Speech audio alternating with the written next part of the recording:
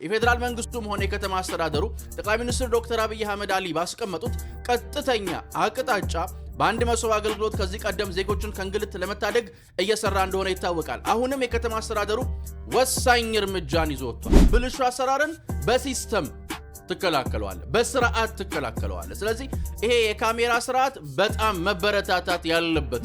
ሌሊቱን ሌባ ገቢዎች ሰራተኛና ሌባ ነጋዴ እንዴት አድርገው ይሄን የካሜራ ስርዓት ክራክ እንደሚያደርጉት ሲያስቡ ያድራሉ። ዜጎችን በፍትሃዊነት የሚያገለግሉ፣ ዜጎችን በታማኝነት የሚያገለግሉ የገቢዎች ሰራተኞች አሉ።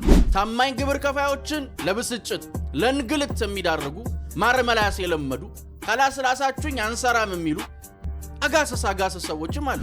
የበለጠ ልማትን ለማምጣት ዜጎች ግብር መክፈል አለባቸው። አዎ፣ ግን ግብር ሲከፍሉ መንገላታት ደግሞ የለባቸው። ያ እንዳይሆን ምን መደረግ አለበት? እንዲህ የህዝብን ልብ የሚሸረሽሩ የህዝብን ሞራል የሚጎዱ ሰዎችን ስርዓት ማስያዝ ያስፈልጋልና እኛም ያለነውን ጥቂት ያለነውን ሰላማዊ ታጋዮች እያሸማቀቃችሁ ከሰላማዊ ትግል ሜዳ አውጥታችሁ ሌላ የትግል አማራጭ እንድንፈልግ አታስገድዱ። ምን እያሉ ነው? ሰላማዊ ትግልን የምናደርግበት መንገድ እንትን ካለ ጫካ እንሄዳለን፣ ፈራን፣ ህዝባዊ ስብሰባ እናደርጋለን ይላሉ። ከዛ ግን ደግሞ መንግስት ከከለከለን ብለው አስቀድመው የሆነ ነገር ሲሉ ነበር። አልከለክል አሏቸው መሰለኝ። አሁን ደግሞ በህዝባዊ ስብሰባ ላይ የሆነ ነገር ከደረሰ ኃላፊነቱን መንግስት ይወስዳል አሉ። አልበላሽም ምን አመጣው? ነገራችሁ ሁሉ የፖለቲከኛና የፖለቲከኝነት ቅርጽ የለው። የለበሳችሁት ካባ የማን እንደሆነ ያስታውቃል። የናንተ ስላል አይደለ አሳበቀ። አንጀት አርስ መልስ ነው የሰጣቸው። ኢትዮጵያ በራሷ ለምትሰራው በአባይ ጉዳይ ላይ ለምትሰራው ልማት የማንንም እውቅና አትጠይቅም። ኢትዮጵያ የቀኝ ግዛት አስተሳሰብን ፈጽሞ አትቀበል። በጣም በርካታ ሐሳቦች አሉ ገና የኔ ሀገር እውን የምታደርገው። በጣም በርካታ መንገዶች አሉ ገና የኔ ሀገር ከፍ ብላ የምትታይበት። ሰላም ጤና ይስጥልን ውድ ዮሐንስ ኮርነር ቤተሰቦች እንዴት አላችሁ? አላችሁ ሆይ? አለን እኛ ዮሐንስ ኮርነር ዛሬም ሰዓትና ጊዜውን ጠብቆ ወደ እናንተ መድረሱን ጀምሯል። ዛሬም በቆይታችን አበይት ፖለቲካዊ ጉዳዮችን፣ አሁናዊ ክስተቶችን፣ ቀጠናዊ ሁነቶችን በራሳችን ቋንቋ በራሳችን መንገድ እንመለከታለን። ዮሐንስ ኮርነርን ላይክ፣ ሼር፣ ሰብስክራይብ አድርጋችሁ ብትጀምሩ የበለጠ እንድንሰፋ የበለጠ እንድንተልቅ ያግዘናልና እሱን እንድታደርጉልን ጠይቄ ጀምራለሁ። ዛሬ በቆይታችን የአዲስ አበባ ከተማ አስተዳደር ወሳኙን እርምጃ ወስዷል። ሌቦች ጉዳቸው ፈልቷል። ምንድን ነው የህዝብን ቅሬታ እፎይ የሚያስብለው አዲሱ ስራ ምንድን ነው? እሱን የምንመለከተውና የምናይ ይሆናል። ከዛስ ኢትዮጵያ ለግብፅ አንጀት አርስ ምላሽ ሰጥታታለች። የውጭ ጉዳይ ሚኒስትርን ማለፊያ የሆነ ይበል የሚያሰኝ ስራ የምንመለከትና የምናይ ይሆናል። ኢሃፓ የሚባል ፓርቲ አረጉድ ነው እያስባለን ነው። እነኚህ ሰዎች ምን እያሉን ነው? በቆይታችን የምንጠይቃቸው ይሆናል። ከዛስ የታደሰ ወረደ ጉዳይ ጋር በተያያዘ የጀነራል ታደሰ ወረደን ጉዳይ ሹክሹክታዎች በጥቂቱ አብረን ጭምጭምጣዎች አብረን እናጨመጭማለን። እንደዛ የምናደርግ ይሆናል። በድጋሚ ላይክ፣ ሼር፣ ሰብስክራይብ አድርጋችሁ እንድትጀምሩ ጠይቄ እጀምራለሁኝ። እንግዲህ እንደምታውቁት ኢትዮጵያ ውስጥ ዜጎች ከግብር አከፋፈልና ከግብር ጉዳይ ጋር በተያያዘ ቅሬታዎችን ያሰማሉ። ይሄ ቅሬታ በነገራችን ላይ ቅሬታ ብዬ የምቀበለው እኔ ስግብግብ ነጋዴዎችን አይደለም። ጄኒውን የሆነ በጣም ግብር መክፈል ፈልገው ብልሹ አሰራር እያሰቃያቸው ያሉ፣ ሙስና እያሰቃያቸው ያሉ፣ ለሀገራቸው ግብር የሚከፍሉ ዜጎችን ቅሬታ ነው። አንዳንዶች አሉ በስግብግብነት ይሄ በፍትሃዊነት ግብር መክፈል ፈልገው ነገር ግን ነገሮች እንትን ብለውባቸው ቅሬታ የሚያሰሙ ዜጎችን ተከልለው የሚያቀርቡ እምብርት አልባ ሰዎች አሉ። እነሱን አይደለም ግን በትክክል ግብር መክፈል ፈልገው በሙሰኛ ሰዎች በእምብርት አልባ የገቢዎች ሰራተኞች መከራቸውን እያዩ ላሉ ዜጎች ግን እፎይታ የሚሰጥ ነገር መጥቷል። የአዲስ አበባ ከተማ አስተዳደር እርምጃዎችን ወስዷል። ሁለት አበይት እርምጃዎችን በመግለጫው ላይ ካነሳቸው ነገሮች መካከል ሁለቱን እንወስዳለን። የመጀመሪያው ሰራተኞቹ ካሜራ ለብሰው እንዲንቀሳቀሱ አድርጓል። ሁለተኛውና ዋነኛው ደግሞ ቅሬታ ያላቸው ዜጎች ቅሬታቸውን የሚያሰሙበትን አሰራር ዘርግቷል። በነገራችን ላይ የፌዴራል መንግስቱም ሆነ የከተማ አስተዳደሩ ጠቅላይ ሚኒስትር ዶክተር አብይ አህመድ አሊ ባስቀመጡት ቀጥተኛ አቅጣጫ በአንድ መሶብ አገልግሎት ከዚህ ቀደም ዜጎችን ከእንግልት ለመታደግ እየሰራ እንደሆነ ይታወቃል። አሁንም የከተማ አስተዳደሩ ወሳኝ እርምጃን ይዞ ወጥቷል። ይሄ የአዲስ አበባ ከተማ አስተዳደር ይዞት የመጣው አሰራር በጣም ይበል የሚያሰኝ ነው። በተለይ የካሜራው ጉዳይ። በነገራችን ላይ ብልሹ አሰራርን በታማኝ ሰዎች አትከላከለውም። ታማኝ ሰዎችን ሰብስባ አትከላከለውም። አዲስ አበባ በጣም ግዙፍ ከተማ ናት። ስንት ታማኝ ሰው ሰብስበ ትችለዋለህ? ስለዚህ ምን ታደርጋለህ? ብልሹ አሰራርን በሲስተም ትከላከለዋለህ፣ በስርዓት ትከላከለዋለህ። ስለዚህ ይሄ የካሜራ ስርዓት በጣም መበረታታት ያለበት ነው። በጣም መበረታታት ያለበት ነው። ልሰርቅ ስትል እምብርት አልባ ወድህን ይዘህ ከዜጎች እንትን ለማለት ሲያምር ራስን በራስህ ሰልፊ አንስተህ ትሄዳለህ። ችግር የለው። ግን በደንብ መሰመር ያለበት ሌቦቹ አራዶች ናቸው። አሁን ይሄ የካሜራ አሰራር ምናምን መጣ አይደለ? ሌሊቱን ሌባ ገቢዎች ሰራተኛና ሌባ ነጋዴ እንዴት አድርገው ይሄን የካሜራ ስርዓት ክራክ እንደሚያደርጉት ሲያስቡ ያድራሉ። በደንብ ሲያስቡ ነው የሚያድሩት። ስለዚህ ደንበኛ የሆነ ስርዓት ማበጀት ያስፈልጋል። ይሄንን በማያደርጉ ሁሉንም እያልኩ አይደለም፣ ዜጎችን በፍትሃዊነት የሚያገለግሉ ዜጎችን በታማኝነት የሚያገለግሉ የገቢዎች ሰራተኞች አሉ። በዛው ትይዩ ደግሞ ዜጎችን ለምሬት፣ ታማኝ ግብር ከፋዮችን ለብስጭት፣ ለእንግልት የሚዳርጉ ማርመላስ የለመዱ ካላስላሳችሁኝ አንሰራም የሚሉ አጋሰስ ሰዎችም አሉ። ይሄ መካድ የለበትም እና የከተማ አስተዳደሩ ይሄን ከማርገብ ረገድ በጣም ወሳኝ ሚና ነው እየተወጣ ያለው፣ ወሳኝ እርምጃ ነው። ከንቲባ አዳነች አቤቤ በዚህ ጉዳይ ላይ ይሄን አሰራር ለማሳለጥ የዘረጉት ረገድ በጣም ወሳኝ ነው። በጣም ወሳኝ እርምጃ የሚሆነውም ሌብነትን በሲስተም መከላከል፣ በስርዓት ትክክል ነው። ይሄ ሰውን በሰው ተክተ ሌብነትን ማጥፋት አትችልም። ግዙፍ ከተማ ናት አዲስ አበባ። አዲስ አበባ ላይ የተሰሩ ያሉ ስራዎችን እያየን ነው። የአዲስ አበባን የከተማ ልማት እያየን ነው። ዝማኔ እያየን። ይሄንን የበለጠ ለማድረግ ደግሞ የበለጠ ልማትን ለማምጣት ዜጎች ግብር መክፈል አለባቸው። አዎ፣ ግን ግብር ሲከፍሉ መንገላታት ደግሞ የለባቸው።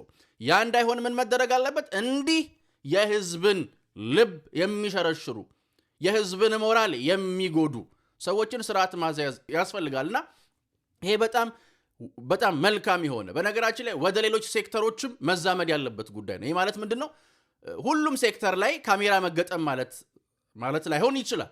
ግን በሁሉም ሴክተር ላይ እንዲህ ሲስተምን መሰረት ያደረገ ሌቦችን የመከላከል ስራ ነውና ይሄ ከተማ አስተዳደሩ ምን ያህል የህዝብን ድምፅ እንደሚሰማ፣ ምን ያህል የዜጎችን ድምፅ እንደሚያዳምጥ፣ ምን ያህል የዜጎችን ቅሬታ ገዝቶ ወደ ስራ እንደሚለውጥ የሚያሳይ ነውና ክብርት ከንቲባ አዳነች አቤቤ ደሳም ይሄንን ስራ በበላይነት መርተው እዚህ ጋር ማድረሳቸው በጣም የሚመሰገን ነው። የዜጎችን ቅሬታ መስማት ዋነኛው ስራ ነውና በጣም ይበል የሚያሰኝ ነው። እነበዝበዜ እንግዲህ ወፍ የለም ከዚህ በኋላ ስትሰርቅ ምናምን እጅ ከፍንጅ ነው የምትያዝ፣ ራስን በራስ ነው እንትን የምትለው እና ግን ይህንንም ክራክ የሚያደርጉበትን ስራ ይዘው ስለሚመጡ ደንብ ካሜራ ለብሰህ ባልተገኘ ሰራተኛ ላይ እንዲህ አይነት ደንብና ስርዓት ይጣላል፣ እንዲህ አይነት ቅጣት ይጠብቃል። ስለዚህ እንደዚህ አድርግ። ምክንያቱም ያው ሌቦቹ ይታወቃሉ ምን ያህል ህሊና ቢስ እንደሆኑ፣ ምን አይነት እንብርት አልባ እንደሆኑ ይታወቃልና ከተማ አስተዳደሩ ላይ እያየን ያለናቸው ልማቶች እንዲቀጥሉ፣ የከተማ እድገቱ እንዲፈጥን ይህ ግብር መከፈል አለበት። እሱን ደግሞ ምቹ መደረግ አለበትና ሌሎች ክልሎችም ከአዲስ አበባ ከተማ መስተዳደር የገቢዎች ቢሮ እርምጃ መማር አለባቸው። ወደ ሌሎች ክልሎችም መስፋፋት አለበት።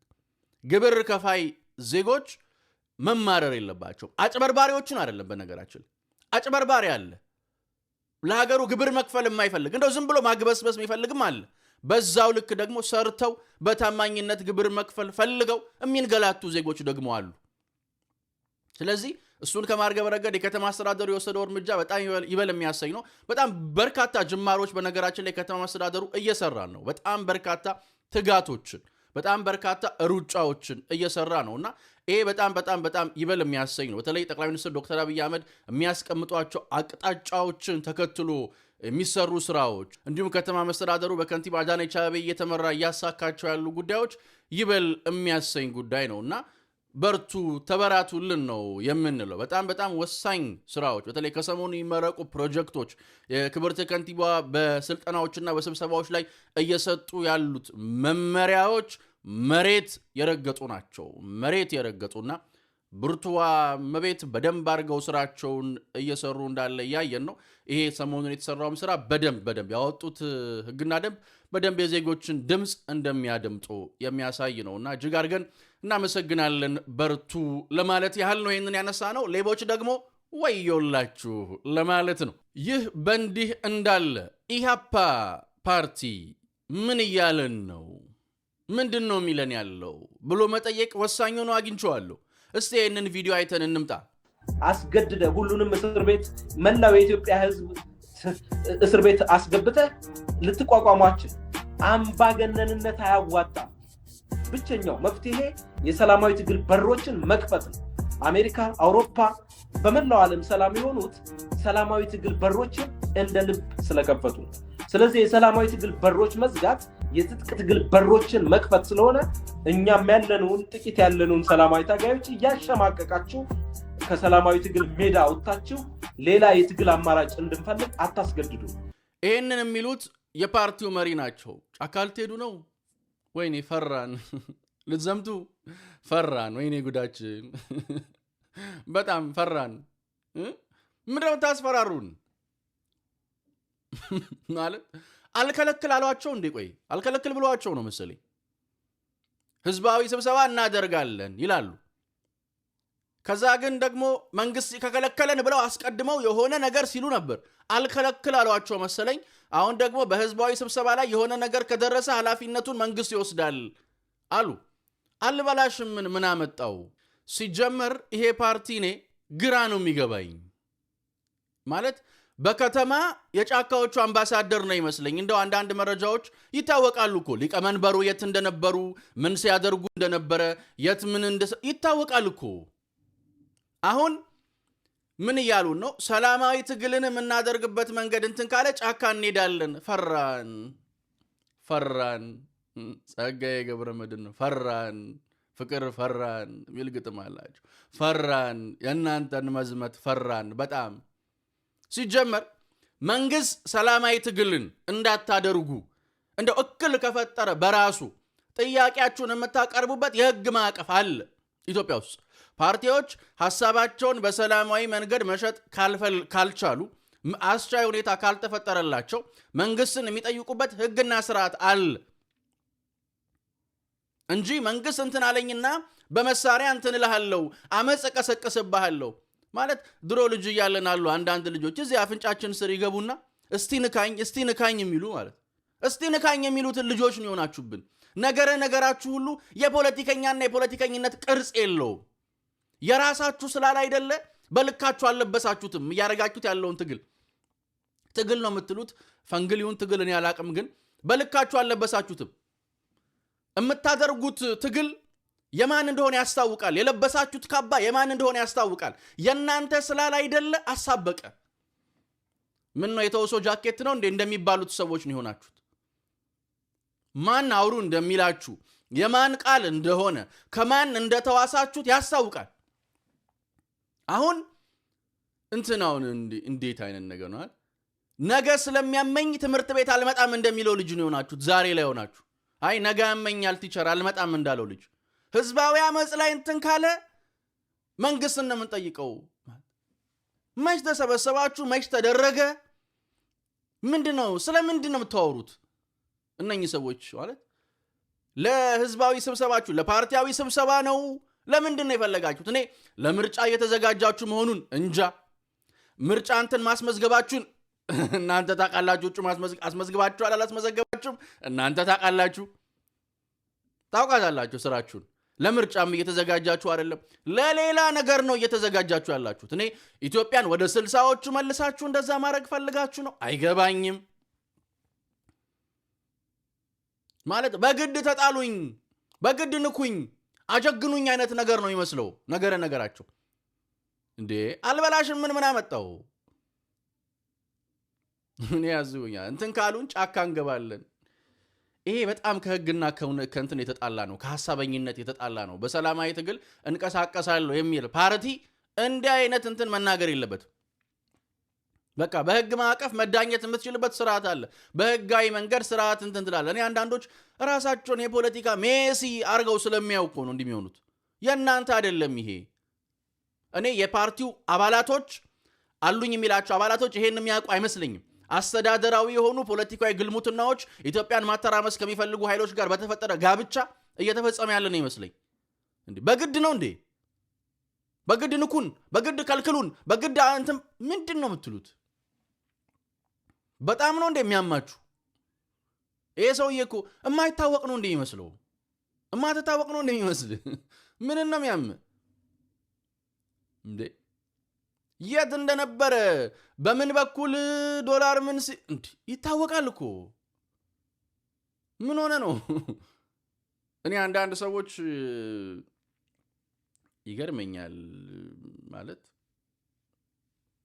ይገርመኛል። በሰላማዊ ትግል እየተገፋን ነው፣ ከተገፋን ጫካ እንገባለን። የቱ ጋር እኔ መጀመሪያ ይከለክሉናል እያሉ ነበር ሲጮህ የነበረው። ከዛ የሆነ የማይከለክሏቸው ነገር ሲመስላቸው ህዝባዊ ስብሰባ ላይ የሆነ ነገር ከተነሳ መንግስት ነው ተጠያቂ። አንተ ቤተ ሲያስነጥስስ ማንን እንጠይቅ? መንግስትን እንጠይቅ? ግልጥ የሆነ ስርዓት አልበኝነት፣ ግልጥ የሆነ ግጭት ቀስቃሽነት፣ ግልጽ የሆነ ተላላኪነት ምን ይሰራላችኋል? ያሳብቃል ማለት የራስን ልብስ ለብሰና እስቲ ዛሬ ለበስከው ይሄን ጃኬቱን ሱፍን ምናን አይደለም፣ የሐሳብ ልብስን የራስን ልበስ። ያንተ እንዳላይደለ ያስታውቃል፣ የናንተ እንዳላይደለ ያሳብቃል። ይታወቃል ማለት በከተማ የነማ አምባሳደር በሀገር ውስጥ የነከሌ ምናምን እንደሆናችሁ ይታወቃል። ጀግናዬ የምትሏቸው ሰዎች የሚውሉበትን ቦታ አይቶ የእናንተን ማንነት መናገር ይቻላል። የህዝብ ድምፅ የምትሏቸውን ሰዎች ማንነት መዝኖ የእናንተ ህዝበኝነት በህዝበኝነት ስም የታሸ ቡድንተኝነት፣ በቡድንተኝነት ስም የተከለለ ባንዳነት ጥጉ የት እንደሆነ ያሳብቃል። በደንብ ነው የሚያሳብቀው። እና ብዙ አብዶኛ ለመሆን አትሞክሩ፣ አብዶኛ ለመሆን አትሞክሩ። እና ግን በጣም ፈራን። ሰላማዊ ትግል ይሻላል። እያደረጋችሁት ያላችሁት አካሄድ ብዙ አዋጭ አይደለም። እሱን ነው ማለት የምፈልገው። ይህ በእንዲህ እንዳለ የኢትዮጵያ የውጭ ጉዳይ ሚኒስትር ማለፊያ የሆነ አንጀታርስ የሆነ መግለጫ ሰጥቷል። በጣም እናመሰግናለን እንዲህ አይነት ፈጣን ምላሽ ለሂሊዮፖሊስ ጌቶች በመሰጠቱ። ትላንትና አንስቼላችሁ ነበር። ቢቢሲ ፎከስ ኦን አፍሪካ ላይ የግብፅ የውጭ ጉዳይ ሚኒስትር ቀርበው ከዚህ በኋላ ከኢትዮጵያ ጋር በአባይ ጉዳይ ጋር አንነጋገርም፣ ላለፉት 13 ዓመታት ስንነጋገር ነበር የሰነበት ነው፣ ዳሩ ግን አንዳችም ነገር ጠብ ያለ የለም ብለዋል። እኛ በጣም ጠብ ያሉ ነገሮችን አንስተናል። ከግድቡ ቴክኒካል ኮሚቴ አንጻር፣ ከግድቡ ደህንነት አንጻር በጣም በርካታ በኢትዮጵያ በጎ የውይይት ሀሳብ በጣም በኢትዮጵያ አብሮ የማደግ አብሮ ለመልማት ካላት ትጋትና ፍላጎት አንጻር በርካታ ጉዳዮችን በውይይት ማዕቀፍ መገኘቱን አንስተናል። ነገር ግን ግብፃውያኑ የውይይት ፍሬ የሚሉት የግድቡን መቅረት፣ የነሱን የበላይነት ማረጋገጥ፣ የነሱን ጠቅልሎ መያዝ ሞኖፖሊውን ስለሚፈልጉት እንደሆነ ስናነሳ ነበረ። የኢትዮጵያ ውጭ ጉዳይ ሚኒስትር ያንኑ ሀሳብ በጣም ከፍ አድርጎት አንስቶታል። አንጀታርስ መልስ ነው የሰጣቸው እና ይሄ መልስ ኢትዮጵያ በራሷ ለምትሰራው በአባይ ጉዳይ ላይ ለምትሰራው ልማት የማንንም እውቅና አትጠይቅም፣ የማንንም ይሁንታ አትጠይቅም።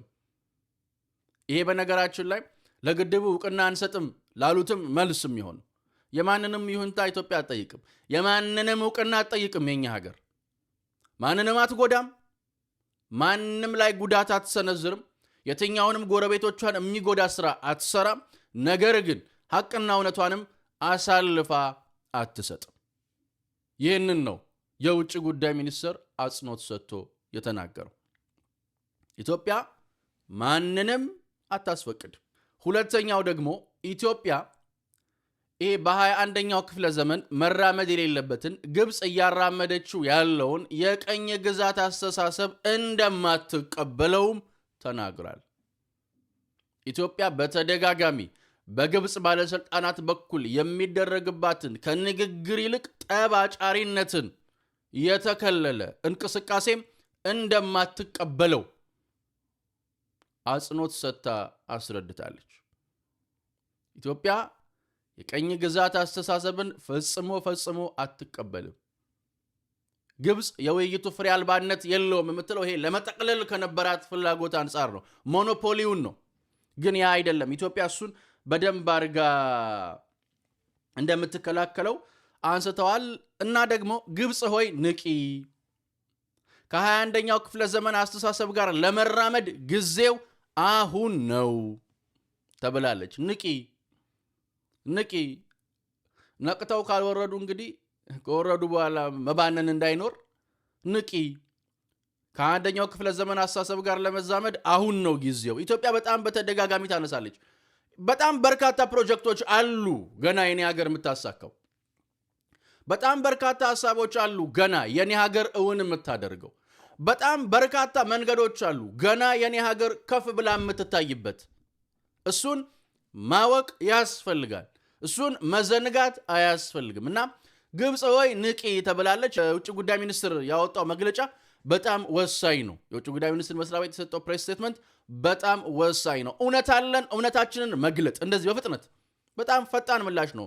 እነሱ ኦፊሻላዊ መግለጫ ራሱ አይደለም የሰጡት። ቢቢሲ ፎከስ ኦን አፍሪካ ላይ ቀርበው ነው ሐሳብ ያነሱት። እና ኢትዮጵያ እውነቷን እንደዚህ ከስር መግለጧ በጣም ጥሩ ነው።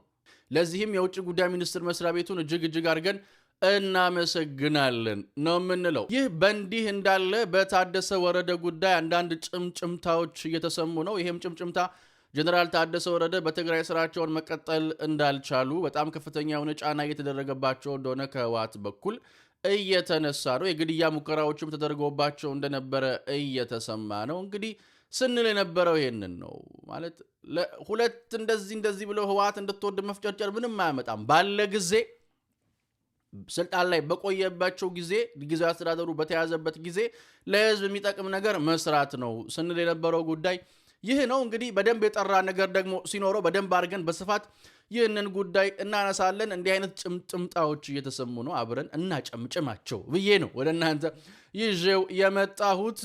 የሚበጀው ለሀገር መስራት ነው፣ ለእውነት መስራት ነው፣ ለሀቅ መስራት ነው። ህወሓት ናት። ደግመን ለጊዜያዊ አስተዳደሩ የምንለው ህወሓት ያንን ሁሉ ኮማንድ ፖስት ስታቋቁም፣ ህወሓት ያንን ሁሉ ስርዓት አልበኝነት ስትል ቁጭ ብሎ አይተው ዛሬ እንዲሆነ ማለት ብዙ ውሃ ስለማያነሳ እሱን ከግምት ውስጥ ያስገባ ነገር ቢደረግ ነው የምንለው። በስፋት እንሄድበታለን። እኛ ግን ሁሌም እንደምንለው እንደማይለወጥ አንድና ውድ ቃል አዲስ ትውልድ አዲስ ተስፋ፣ ሁሉም ጥሩ ይሆናል፣ ሁሉም በጎ ይሆናል፣ ሁሉም ሸጋ ይሆናል። የኔና የናንተ ሀገርም እንደ ልማዷ ታሸንፋለች፣ እንደ ልማዷ ድል ታደርጋለች። ፈጣሪ ኢትዮጵያና ህዝቦቿን አብዝቶ ይባርክ። ውድ ዮሐንስ ኮርነር ቤተሰቦች ቸር ቆዩን። የነገሰ ይበለን። ቺርስ